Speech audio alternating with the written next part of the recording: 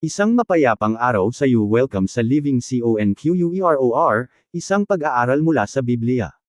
Ang pagbibinyag. Ang pagbibinyag ay isang seremonya ng pagtanggap na nagsisilbing pagpapahayag ng gawa ng Diyos sa buhay ng isang tao at sa iglesia. Ang salitang, pagbibinyag, ay nagmula sa salitang Griego na baptisma, na may kaugnayan sa pandiwang baptizo. Tumutukoy ito sa paghuhugas, paglubog, o paglulubog ng isang bagay sa tubig. Sa iba't ibang sinaunang relihiyon sa gitnang silangan at sa lumang tipan, may mga pagbabanggit tungkol sa paghuhugas bilang bahagi ng seremonya, halimbawa, Exodo Kapitulo 29 versikulo 4, 30-17-21, Levitico Kapitulo 8 versikulo 6, 14:18, 16:24, bilang 19:19-21. Sa bagong tipan, nagsimula ang pagbibinyag sa pamamagitan ng paglilingkod ni Juan, lalo na nang binyagan niya si Jesus. Nang sabihin ni Jesus na kailangang gawin ito upang matupad ang buong kalooban ng Diyos, malamang na itinuring niya ang pagkilos na ito bilang sagisag ng katuparan ng plano at layunin ng Diyos para sa sanlibutan, Mateo Kapitulo 3 versikulo 15. Maaari ring unawain na ang pagbibinyag kay Jesus ay nagsilbing halimbawa para sa kanyang mga tagasunod, kahit na mayroon itong natatanging kahulugan. Ang pagbibinyag kay Jesus ay naging pampublikong tanda ng kanyang pag-aalay ng sarili sa Ama, Mateo Kapitulo 3 versikulo 17. Pinahintulutan at itinuro ni Jesus ang kaugaliang Kristiyano ng pagbibinyag ng utusan niya ang kanyang mga tagasunod na gawin itong mahalagang bahagi ng paggawa ng mga alagad, Mateo Kapitulo 28 versikulo 19. Ang kahalagahan ng pagbibinyag. Bilang isang gawa ng pagpapahayag, ang pagbibinyag ay sumisimbolo sa patuto ng isang tao tungkol sa kanyang pagkakaisa kay Kristo, lalo na sa pamamagitan ng pakikibahagi sa kanyang pagkamatay, paglilibing, at muling pagkabuhay, Roma Kapitulo 6 versikulo 3-7, Kolosas Kapitulo 2 versikulo 11-12. Ipinapakita nito na sa pamamagitan ng kapangyarihan ni Kristong nananahan sa puso, ang taong binibinyagan ay namatay na sa kanyang dating pagkatao at ngayon ay nabubuhay ng may bagong buhay sa pamamagitan at para kay Kristo. Ang pagbibinyag ay sumisimbolo rin sa paglilinis na dulot ng kaligtasan, kung saan inaalis ng Diyos ang bahid at bunga ng kasalanan, mga Gawa Kapitulo 22 versikulo 16, Efeso Kapitulo 5 versikulo 26, kasama rito ang paglilinis na nagdudulot ng panibagong kapanganakan, at ang espiritual na pagbabagong isinasagawa ng banal na espiritu sa panahon ng kaligtasan, Tito Kapitulo 3 versikulo 5, ihambing sa mga Gawa Kapitulo 2 versikulo 38, 44 minuto pasado alas 10:48. Partikular na sumisimbolo ang pagbibinyag sa dalawang mahalagang bahagi ng kaligtasan, sa pagpapawalang sala, binubura ng Diyos ang talaan ng mga kasalanan ng mananampalataya, at sa pagpapabanal, nililinis ng Diyos ang kanyang mga anak upang maging katulad ng kabanalan ng kanyang anak na si Heso Kristo, Roma Kapitulo 8 versikulo 29. Ang pagbibinyag ay sumisimbolo rin sa panibagong kapanganakan, Juan Kapitulo 3 versikulo 5, 6. Ang mga mananampalataya na noong una ay patay dahil sa kanilang mga paglabag at kasalanan, Efeso Kapitulo 2 versikulo 1, ihambing sa Kolosas Kapitulo 2 versikulo 13, ay muling ipinanganak sa pamamagitan ng buhay ng Diyos na nananahan sa kanila sa pamamagitan ng Espiritu. Kung paanong idineklara ang pagiging anak ng Diyos ni Kristo noong siya ay bininyagan, Mateo Kapitulo 3 versikulo 17, ipinapahayag din ang pagbibinyag ng isang Kristiyano na siya ay naging anak ng Diyos. Ang mananampalataya ay tinatanggap sa pamilya ng Diyos dahil sa biyaya matapos maniwala kay Kristo, Juan Kapitulo 1 versikulo 12-13, Roma Kapitulo 8 versikulo 23, Efeso Kapitulo 1 versikulo 5. Ang panibagong kapanganakan ay nagdudulot ng bagong ugnayan hindi lamang sa Diyos kundi pati na rin sa buong pamilya ng Diyos, ang Iglesia, Efeso Kapitulo 3 versikulo 15. Dahil dito, ang pagbibinyag ang nagsisilbing seremonya ng pagtanggap sa Iglesia.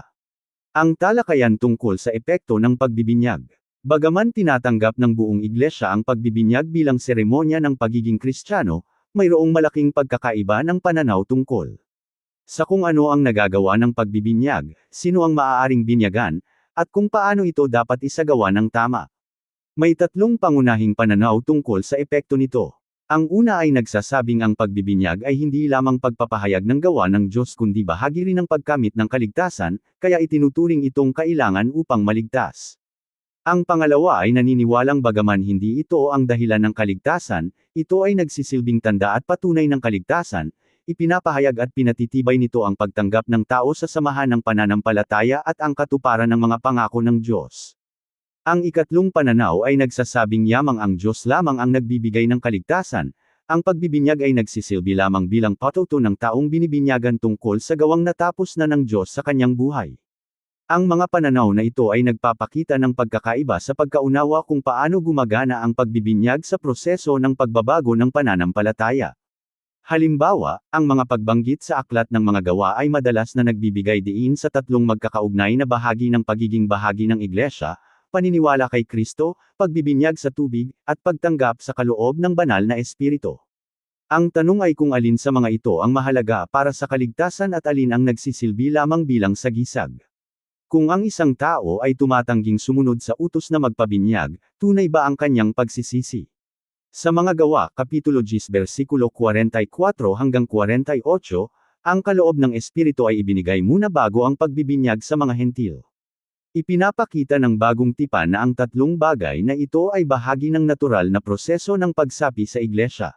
Bagaman hindi maiisip ng mga apostol na may mananampalatayang hindi pa nabibinyagan, mas binibigyang halaga ang tunay na pagbabago ng puso kaysa sa panlabas na seremonya.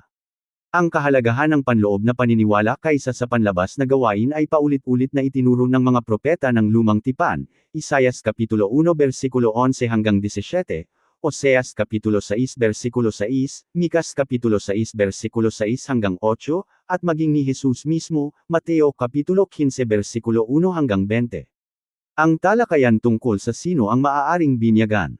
Ang ikalawang mahalagang usapin ay kung sino ang maaaring binyagan. Nakabatay ito sa pananaw kung ang pagbibinyag ay tanda ng pansariling pananampalataya o tanda ng pag-aalay ng isang tao sa iglesia. Ayon sa unang pananaw, ang pagbibinyag ay para lamang sa mga may sapat na gulang na makapagpahayag ng kanilang paniniwala sa harap ng iba. Ayon naman sa ikalawa, maaaring dalhin ng mga magulang na mananampalataya ang kanilang maliliit na anak sa iglesia upang binyagan bilang sagisag ng kanilang pangako na palalakihin ang bata sa pagtuturo ng pananampalataya, na may layuning makamit nito sa hinaharap ang sariling paniniwala kay Kristo. Ang mga pangunahing dahilan na ibinibigay para sa pagbibinyag ng mga anak ng mga mananampalataya ay ang katotohanang ang kasunduan ng Diyos kay Abraham ay kasama ang kanyang mga inapo. May mga pagbanggit sa kasulatan na ang buong pamilya ay binyagan ng sabay-sabay, mga gawa Kapitulo 16 versikulo 15, 33, Unang Korinto Kapitulo 1 versikulo 16, at mula pa noong unang panahon ay isinasagawa na ito ng iglesia. Ang ikatlong pananaw naman ay naniniwalang dahil ang pagbibinyag ay patuto ng naganap na pagbabago, dapat itong ibigay lamang sa mga nakaranas na ng tunay na pagbabago ng buhay. Ayon sa pananaw na ito, magkaiba ang katayuan ng iglesia at ng bayang Israel noon, kaya hindi katumbas ng pagbibinyag ang seremonya ng pagtutuli noong lumang tipan. Bukod dito, walang malinaw na ulat sa kasulatan na nagpapakita ng pagbibinyag sa maliliit na bata, at ang mga pamilyang binanggit na binyagan sa bagong tipan ay maaaring binubuo ng mga taong may sapat na gulang na tumanggap ng pananampalataya, Unang Korinto Kapitulo 16 versikulo 15. Ang talakayan tungkol sa paraan ng pagbibinyag.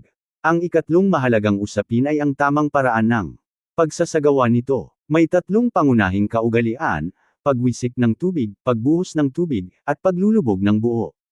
Ang mga pagtatalo tungkol dito ay kadalasang nakatuon sa kahulugan ng salitang Griego na baptizo.